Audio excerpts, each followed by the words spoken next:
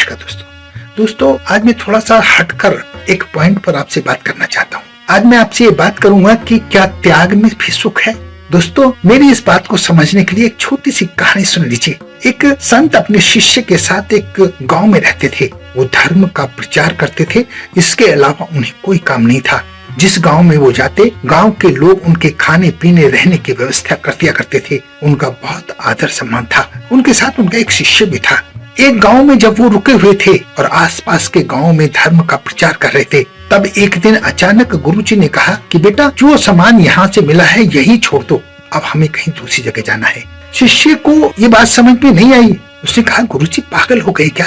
इतना सामान हमारे पास है कि हमारा बहुत दिनों का गुजारा हो सकता है, क्यों ना इस सामान को लेकर चला जाए। लेकिन गुरु के आदेश के आगे शिष्य कुछ नहीं बोल सका और उसने सारा सामान वहीं छोड़ दिया। हाँ, चुपके से कुछ पैसे जेब में डाल दिए। गुरु ने उसके लिए भी मना किया था, लेकिन फिर भी उसने डाल दिए। अब जब वो दूसरे नगर की तरफ चले तो रास्ते में जंगल पड़ता था। जंगल में एक नदी थी। नदी पार करने के लिए कोई रास्ता नहीं था, नाव के जरिए ही पार करनी पड़ती थी। अब उस नदी के नाविक ने उस साधु से कहा कि मैं तो 10 रुपए एक व्यक्ति के लेता हूँ, आप दोनों हैं, मैं आप दोनों के 10 ही ले लूंगा। लेकिन संत ने कहा, हमारे पास पैसे नहीं हैं। इस पर नाविक ने उन्हें नदी पार कराने से मना कर दिया।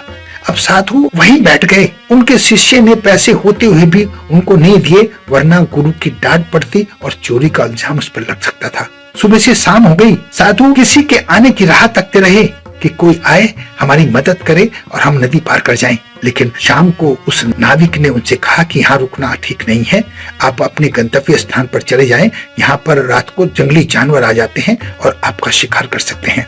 अब ये बात सुनकर शिष्य डर गया। उसने अपनी जेब से 10 रुपए निकालकर उसे दे दिया और दोनों नदी पार करके चले गए। नदी पार करने के बाद गुरुजी ने शिष्य से पूछा कि तुमने गांव का चढ़ावा क्यों लिया? मैंने तो तुम्हें सब कुछ छोड़ने के लिए कहा था। तब उस शिष्य ने कहा, गुरुजी, अगर ना लेता तो हम मुसीबत में फंस सकते थे। मेरी झोली में जो सिक्के थे हमारे कष्ट के समय काम आ गए, इससे हमारा काम बन गया।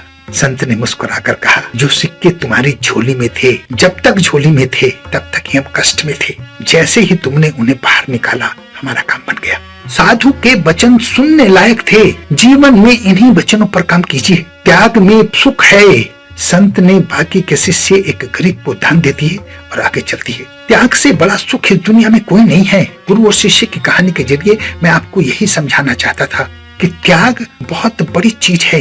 उसका जो सुख है वो किसी दूसरी चीज में नहीं है। दोस्तों, इस जीवन में खुद को जानना और जो आपसे रिलेटेड लोग हैं उनको जानना बहुत जरूरी है। जीवन में अपने आप को जानने और दूसरों को जानने के लिए आज कुछ बातें मैं आपको बता रहा हूँ।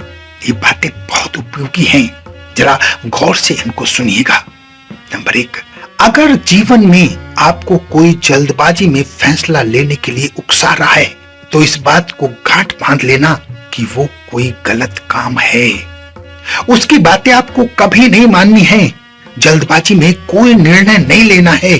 अच्छी तरह सोच समझकर निर्णय लीजिए, क्योंकि जल्दबाजी में किए हुए फैसले जिंदगी के लिए कभी भी अच्छे नहीं होते।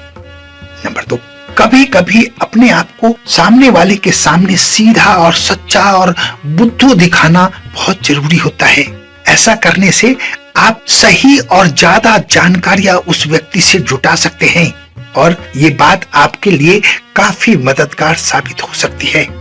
नंबर 3, अगर आप ऑफिस में राजनीति से बचना चाहते हैं, क्योंकि राजनीति हर जगह है, चाहे स्कूल हो, चाहे ऑफिस हो, चाहे संसद हो, और संसद से भी ज्यादा राजनीति ऑफिसों में और स्कूलों में होती है।